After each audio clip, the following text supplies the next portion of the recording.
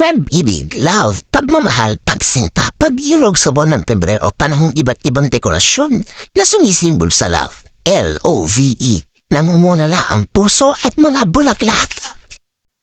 Styro cutout ulit tayo. Gamit ang mga retaso ng styro, identikatan ng love at puso. Simulan natin sa tamang pagsusukat ng laki ng letran. Ikakat natin. Ay, ano nga ba love? Ayon sa Merriam-Webster Dictionary. Merriam. Love is a strong affection for another, arising out of kinship or personal ties. Ito ay damdamin na matinding pagtatangi sa iba na pinagmumulan ng mainit na pagmamahalan.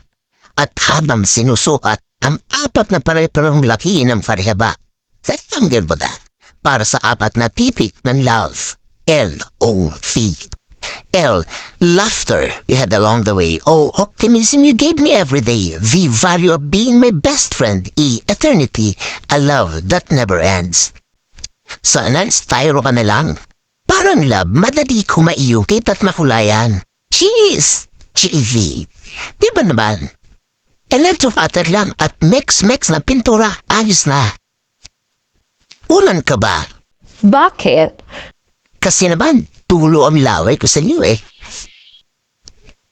At eto na nga, gamit ang electrocutter. Ay inihulma na ang hugis ng bawat pitik kung paanong nais kung maihulma ang pangalan mo sa aking puso. Boom! Sana ay di ka na lang. Bakit? Para pag nawala pa, alam nilang akin ka. Cheese! Hi ka, sweet. Totoo naman, di ba? Nagseseros ako pero humaharang ang mga katagang. Hindi nga pala tayo. Aray, masapit ha. Ang totoong nagmamahal ay parang matinong estudyante na nag-exam. Di tumitingin sa iba. At okay lang na mahilo. Basta gusto ko, sa'yo lang iikot ang mundo ko. Ay. At sa punto nito ay pinapakinis na natin ang mga titik ng love kung paano dapat kilisin ang pagsasama kasama na yung taong minamahal.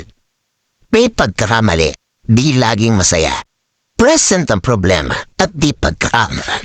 But the two of you must learn how to accept what both of you can and can't be. You just have to enjoy the similarities and respect the differences. And that's even better than perfect. Better than perfect. Hoy, alam mo ba, na ang crush sa una ay nagsimula sa mata, pumasok sa bibig, naging bukang bibig, ayun, pumapag-ibig. At ngayon ay oras ng hulmahin ng puso. Teka na, bakit nga ba puso ang simbolo ng love? Sabi nila, kapag daw na love ang santal, ang puso ang pinaka-aktibong bahagi ng katawan na nagpapahiwati ng nararamdaman. Dumadalas ang pintig nito dahil sa excitement, dahil sa pananabik na makita, makausap at masilayang muli ang kiniibig. Ang puso ang sentro ng damdamin ng isang tao, kaya't ang puso'y inaalagaan ng di mauwi sa kapahamakan. Sana telepon na lang ako. Bakit? Para sagutin mo na ako. O di ba naman, ito ang hangat ng taong nagmamahal, ang suplian, ang kanyang pagmamahal.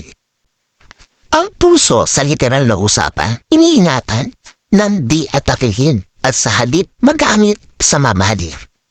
Taksi ka ba? Bakit? Kasi kada minuto napapamahal ko sa'yo.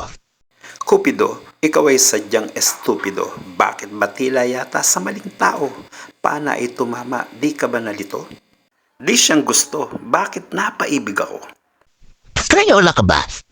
Bakit? Kasi binigyan mo ng kulay ang aking mundo. Kulay na rin lang ang usapan. Kulayan na natin ang mga titik na ito. Pula siyempre ang kulay. Kulay ng pag-ibig. Kulay ng puso. Bakit pula? Kulay pula. Ang una sa lahat ng kulay ng baghari. Sapagkat pag-ibig ang siyang dapat maghari. Pula ang simbolo ng pagmamahal dahil maalab na parang apoy. Ang init ng pagmamahal. Pulang sumisimbolo sa dugong pinapump ng puso. Huwag mong isipin pangit ka. Kami na ang bahalang mag-isip nun para sa'yo. Dahil walang kulay ang pag-ibig, mamutla ka man dyan. Baka di mo siya mapaibig? At habang hinahagot ng pulang pintura ang letra, Isipin mo lagi na kapag umibig ka, magtitira ka sa iyong sarili nang sa gayon may maibigay ka pa para sa iba. Ang pag-ibig ay di lamang para sa gusto mong makasama sa habang buhay. Pag-ibig sa asawa, anak, magulang, kapwa, oras, trabaho, at mga dikha na pinapatamis ng mga inaali mong bulaklak. Tsokolate at mga tagang I love you 10,000.